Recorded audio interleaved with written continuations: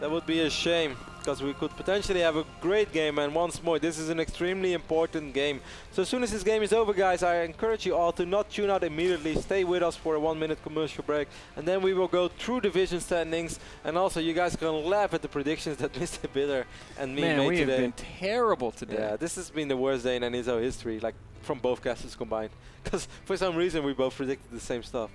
Like usually, one of us, like if one of us has a bad day, the other one has a pretty good day. Yep. But today we picked. This is the first time ever we picked everything the same, unless we had a really short day. But the opposite is true. We had 6 games. We predicted the same winner, 6 series in a row. Is it so crazy, man, that we thought Xenia was going to take out Oz? I think that's one of the more toss-up games. Yeah, it was a 50-50 one, but I believed in Xenia. We believed in Torzen to take out Rion. Yeah, some people and might Bishu. say... We believed in Thorzane to take out... I think that's a whole different story. Like Rion, I would say it's a 50-50 one. Torzen is definitely a clear favorite over Bishu. I mean, Torzen won the 2 biggest Swedish championships over the last few months. Over Bishu!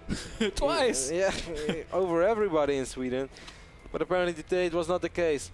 Then we did predict correctly that Wang Xin beat Rion, but that also took a 49-minute game on Ohana, which came down to the final few Marines being too addicted to using Stimpack. And also allowing to win that bet. And then we thought that MC was going to take out Chef. Is that so crazy? I mean, given his record against Chef, I think it's a pretty good bet. Yeah. I'd say it's the safest one of the day. But Chef was fantastic today. And last but not least, for this series, and of course I always root for my Root Boys band, but I still thought that Taeja was... Taeja. No, exactly. I felt that this is a really important best of 3 for Taeja. He has to win it, man. Otherwise he goes 2-3. Can you imagine a player like Taeja going 2-3 in the NASL? This is a huge game for Vive, though, man. If he's if he ends up 5-1... He is not there yet, but he has such an amazing shot at being... or taking the first place in his division, which will directly qualify him for the playoffs, which means he's guaranteed top 16 of this season, and he would only be 1 best of 5 away if we would have the same season as the previous season, which I'm not sure if we announced yet or not, so I'm not going to say this is official. But if we would have had the same season, he would just be 1 best of 5 away, man, from making it to the offline finals and getting that YouTube money. Oh, man. So much on the line here. I think it's fitting that Daybreak is the map. Why? Because it's the map that everybody picks for every single series. Yeah. I mean, I came to the theory, or I came to the conclusion a long time ago that the reason why everybody loves Daybreak ban is because you basically can't really attack on this map. Yeah. So both players, they can go up to 3-4 base, and basically you will never... Like, you can go up to a certain phase in the game, 20-25 minutes, quite comfortably if you're a good enough player, up to a certain level where you see, hey, I'm going to get this invincible army, and if I have an invincible army, I'm going to win. And whenever you lose, it's just because you miscontrolled your invincible army. And that's probably how all players feel from either race on this map, even though I do know that quite a few Protoss players are starting to dislike Daybreak. Anyways, we see the command center is almost, or the orbital command is almost done. The reactor is being added to this barracks band, so we are at least going to see a few Hellions and double refinery down already for Taeja. Now, what can this possibly mean? Usually it means Banshees. Oh, no, you didn't. Wait and see if that's exactly the path Taeja chooses. Of course, we just watched the GSL Championships yesterday, and we watched MVP make a lot of Blue Flame Hellions. So that is also one of the possibilities. He was digging them. And for good reason. Kill a lot of drones. A lot of drones. If you like to see drones die, you should definitely watch the GSL finals. You will be a happy man. I was a happy man. But we are going to see Starport, so it will be a Banshee. And it'll probably be a Cloak Banshee, Kev. I think so as well, man. Otherwise, I really wonder what he's going to do with all that gas inside his bank. All his gas inside his tech lab. Why is the gas in the tech lab? Because he's going to research Cloak. Yeah, but... And they got to take the gas to the tech lab to research the Cloak. No, that's not how the Terran works. Yeah, it is. No. 3 Marines, man, are dealing a little bit of damage on his hatchery, but 3 Marines barely enough to do some damage, and he doesn't want to end up losing this. He does get the confirmation now that Vibe once more ban is going up to 3 bases ridiculously quickly. Now I seriously wonder when what is Taeja going to try to do about this? How many Hellions will he produce?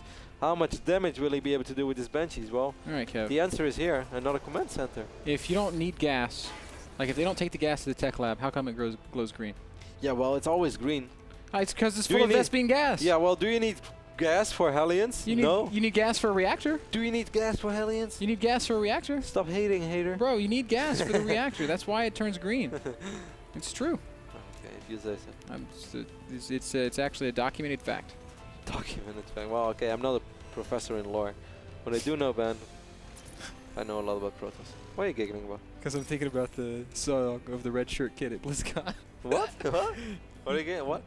You said you're not a professor in lore, and it reminded me of the red shirt kid from BlizzCon.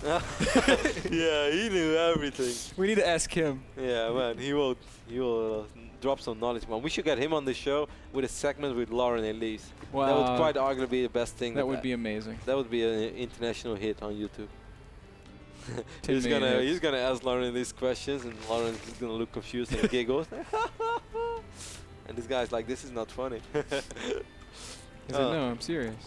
For you guys wondering what we are talking about, we are of course talking about the red t-shirt guy. If you've never seen him, just Google on YouTube. Red t-shirt guy, BlizzCon, and you guys are gonna have a good laugh. Queen is taking a lot of damage. Queen will fall. Banshee survives. Sick timing right there by Taeja. But that also means that he's not able to do a whole lot more with this Banshee, Ben. Still got cloaked, but I mean, yeah, there are spores around the map, so you're too right. risky. That Banshee took way too much damage, which is basically a great first engagement for Vibe. There's a chance he could kill one of these building barracks. He's not going to try though. Good wall of right there by Taeja, dropping those 2 Rexes immediately. But the good thing is, of course, man, Vibe took care of those Hellions, at least of the first wave of Hellions. Right now there's only 1 Hellion on the map, which means that he can freely drone up. And we all know what happens if Zerg has the ability to freely drone up. I feel that Vibe such... Ooh, yeah, if I pick off the Queen there, sorry guys, I missed it. As I said earlier why does tonight. that Banshee have full health again? This is the second Banshee, man. Taeja! Lost his Banshee, man. A little sloppy, man, and you have to always wonder, is this an issue of latency? Yeah, well, this could be the case. As I mentioned before, these games are played on the North American server. I also want to add this. Some people might wonder, when have these games been played? Because Vibe might be doing this, Taeja might have been doing that. Actually, guys, they played today at 10 p.m. Pacific. And what time is it right now, Ben, for us? Right now it is... Midnight? Midnight, 12:01 a.m. Pacific, so they played 2 hours ago. Yep. This particular game was probably played more like 45 minutes ago. Yeah. Oh, a lot of Lynx trying to get in, but actually they're working on the reactors, Ben. Lynx will stream in, but I think there's a gap? Yeah, as soon as he takes out the reactor, there's a gap. Lynx actually dealing a lot of damage over here, Ben. This is so good for Vibe. Vibe is outplaying Taeja right now, Kevin. He's making all the right moves. He's doing damage.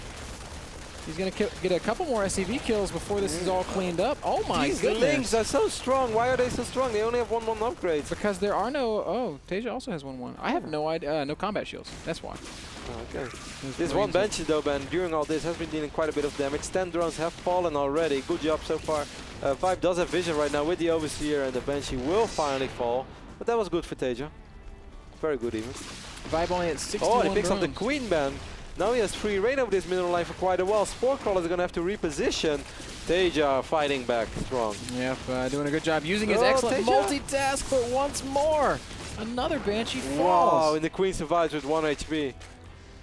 When it rains, it pours. It's a troll face Queen, man. And when it vibes, it vibes. Vibes. Taeja right now 40 army supply though. Vibe only at 19, and Vibe is the one being aggressive. That's all 19 of it right there, man.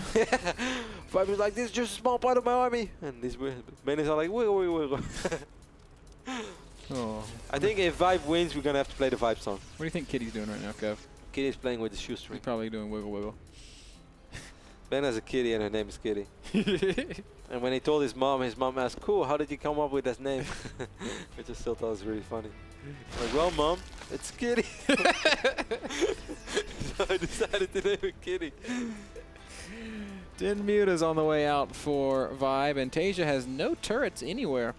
I think this Muta harass is going to be pretty nasty if it goes straight to the main base. There's a serious amount of Rexes in the main base though for Taeja, and he's already working on 2-2 upgrades for the Marine.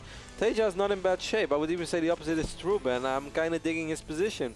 Infestors are not out yet. Yes, it's almost 2-2 for the Lynx, but still, this is Taeja.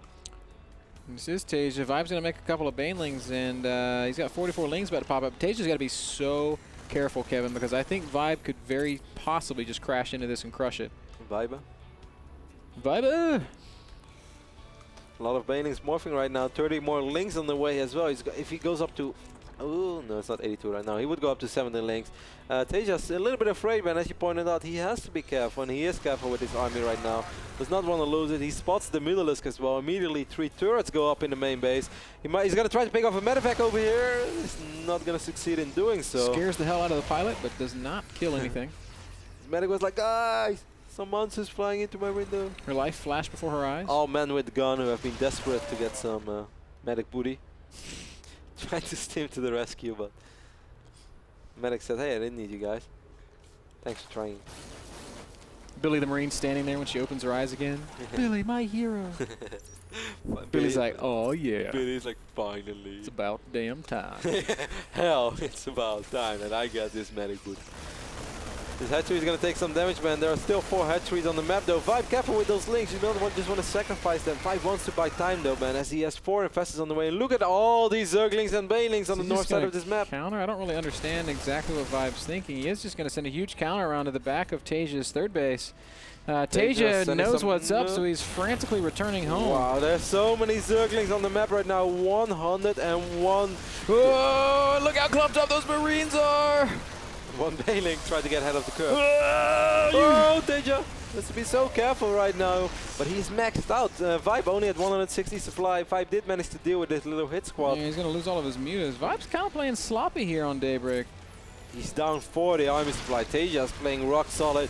This is the Taeja band that we have been applauding for months, where you feel like it's an even game, and suddenly Taeja's 40 supply ahead, and you wonder, so how did that happen? See you later. See you later. As Taeja right now is just looking fantastic. Will re-land that third base. Didn't really take any losses to the big counter. I think Vibe had perhaps an opportunity there to do something, but might have messed the control up just ever so slightly. Those Marines were certainly looking very, very clumped up at the top of that ramp. And I mean, when you're playing to win, Kevin, and you know that your opponent is maybe dealing with some latency issues, I think you have to try to take advantage of that. I mean, it sounds... I told you my story. Yeah, I know, but I mean, if you make your opponent split against those Banelings, tax Taeja. Taeja doesn't have siege up actually over here. He has a lot of tanks. Well, that was very risky by Taeja. Vibe with so many links, man. So many links, so many Banelings. 164 links. Are you kidding me? But there's 90 Marines, Kevin, an equally impressive number. Here we go. One huge engagement to decide it all. A lot of Marines are going to get caught, and Taeja gets fungled again. Incredible attack from Vibe. Oh my goodness. Oh my damn, but is it going to be... Oh, one Baneling does connect with all these SCVs. But these infestors, man, they're kind of caught up in between. Oh, Modula and the Fungal. And they burrow. Wow, what heroes were those?